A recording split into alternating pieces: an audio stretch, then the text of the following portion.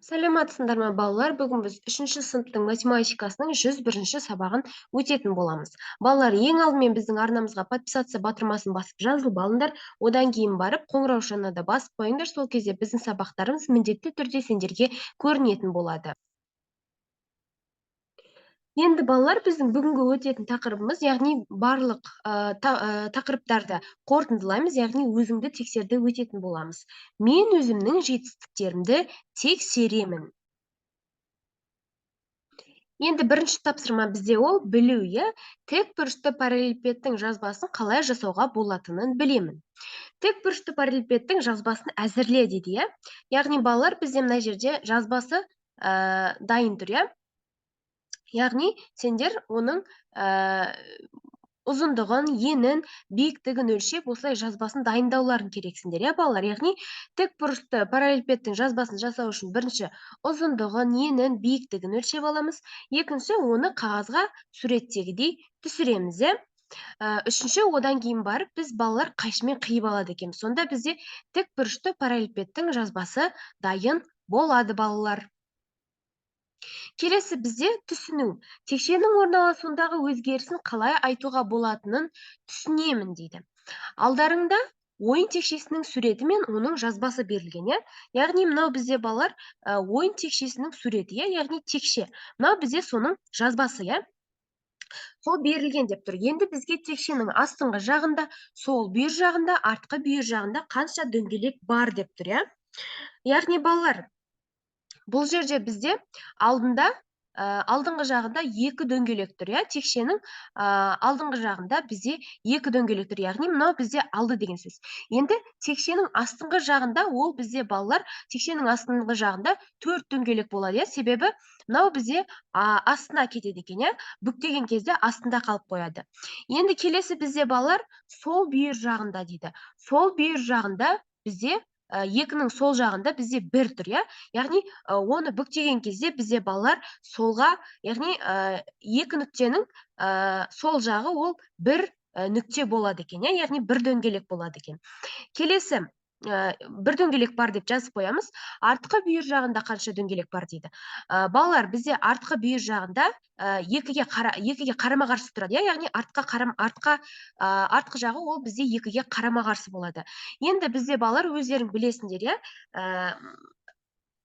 қарама-қарсы жақтары 7-ге тең болады, яғни мысалы үстіңгі жағы 3 болып тұрса, мына жағында үстіңгі жағы 3 болып тұрса, астыңғы жағы, мысалы алдыңғы жағында бізде 2 болса, яғни артқы жағында бізде 5 болады екен, яғни артқы бүйір жағында 5 дөңгелек бар деп жазып қоямыз, осылай жазамыз. Келесі бізде балалар қолдану. Тікбұрыш туралы білімімді тікбұрышты параллелепипедтің жазбасын жасау үшін қолданамын дейді. Жазбадан бірдей қабырғаларды тауып, атауын жаз. Онда тік төртбұрыштардың нешеу екенін анықта дейді. Бізде балалар, бұл жердегі тікбұрышты параллелепипедтің жазбасына қарасақ, бізде 1, 2, 3, 4, 5, 6 тік төртбұрыш бар екен, яғни 6 тік төртбұрыш бар деп дәптерімізге жазып қоямыз. Енді онда тік төртбұрыштың нешеу екенін анықтап болдық, енді жазбадан бірдей қабырғаларды тауып атауын жаз деп тұр, яғни балалар, бізде нүктелері былай әріптермен берілген, солардың атауларын, яғни бірдей қабырғалардың атауларын бірге жазуымыз керекпіз. Мысалы, балалар, біріншісі бізде АБ тең ДЦ тең ЕТ тең ЛО тең МН дейді. Яғни балалар, бұл жерде бізде АБ, мына тұрған АБ, бұл бізде ДЦ-ға тең екен, яғни екеуі бірдей екен. Одан кейін ДЦ ЕТ-ға тең екен, яғни олардың бізде бірдей ұзындығы бірдей екен, яғни қабырғалар бірдей болып тұр. ЕТ одан кейін ЛО болады екен, балалар. ЛО одан кейін барып соңғысы МН. Осы міне белгіленгендер, қызыл түспен белгіленгендер, балалар, бізде бірдей екен, қабырғалары. Енді келесі бізде балалар, ол АД тең БЦ тең ФК ЭЛ ТО РП дейді. Осы нүктелер бізде, яғни осы қабырғалар бізде бір-біріне тең болады екен, Міне, қараңдар, біріншісі бізде АД, көк түспен белгілеймесіңдер ме? АД АД БЦ қабырғасына тең екен, БЦ АД БЦ қабырғасы FK-ға тең екен, яғни FK міне мына жерде тұр бізде балалар. FK бізде EL-ға тең екен, EL бізде балалар мына жерде тұр міне, Одан кейін ол TO-ға тең екен. TO бізде мына жерде тұр балалар. TO ол RP-ға тең екен, яғни міне мына жерде. Осылай балалар белгілеп қоямыз, Енді келесі бізде балалар DE тең CT тең LM тең ON EF KL TR OP деген қабырғалар балалар бізде бір-біріне тең болып тұр екен, балалар. Оны мен сендерге мынандай түспен белгілеп қоямын. Біріншісі бізде балалар DE дейді, яғни DE деген бізде мына жерде тұр. DE. Одан кейін CT бізде мына жерде тұр, CT. Одан кейін барып LM бізде мына жерде тұр.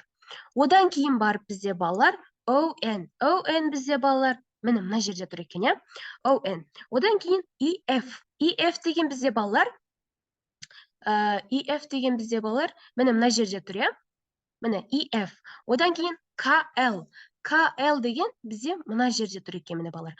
KL, одан кейін мына жердегі TR оған OP тең болады екен, яғни балалар осындай қабырғалар бір-біріне тең екен, өстіп тең арқылы қабырғалардың атаумен жазып дәптерімізге жазып қоямыз, балалар. Келесі бізде балалар талдау. Текшенің қай жағына аударылған және оның жақтары қалай белгіленген таба аламын. Текшелердің қайсысы жазбаға сәйкес келетіндігін тап, дәлелде дейді. Балалар, бұл жерде бізде ең бірінші сурет осы мына жазбаға, текшенің жазбасына сәйкес келеді екен, себебі қарап отырсаңдар балалар, бізде мына сызық болып тұрған ол мына жағы, яғни бұл бізде алды, алды қылып көрсетіп болған. Одан кейін барып балалар, мынау ақ бізде оң жағы екен, яғни бұл бізде яғни арт жағынан қарағандағы көрініс екен, яғни арт жағына айналдырғанын білеміз. Енді мына қоңыр сонда бізде балалар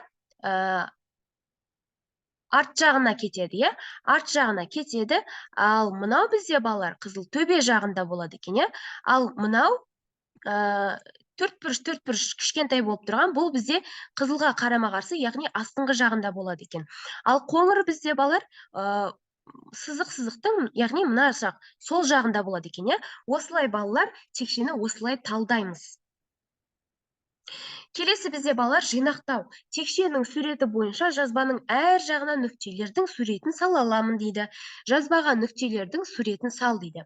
Яғни балалар, сендер өздерің білесіңдер, бізде қарама-қарсы жақтары, яғни текшенің қарама-қарсы жақтары, жақтарындағы дөңгелектері 7-ге тең болады, Яғни мысалы айтатын болсақ, балалар, бізде мына жерге мен сендерге дөңгелектерін салып дайындап қойдым, яғни мына жерге біз 2 дөңгелек салатын болсақ, мына жағында бізде 5 дөңгелек болады, яғни 2-ге 5-ті қоссақ, бізде 7 дөңгелек болады.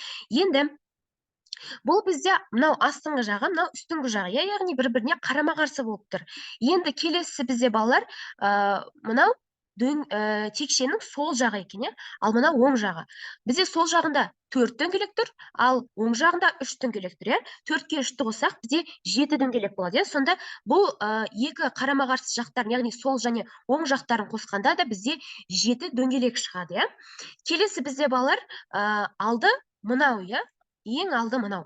Одан кейін оған қарама-қарсы, яғни арт жағына мына жазбаның осы жері кетеді екен, яғни ең артында осы болады, яғни бірге қарама-қарсы 6, Енді біз бірге 6-ны қосқанда бұл жерде де 7 дөңгелек шығады, яғни бұл жердегі басты ереже қарама-қарсы дөңгелектерді бір-біріне қосқан кезде 7 дөңгелек шығуы керек, Осыны балалар естерінен шығармаңдар.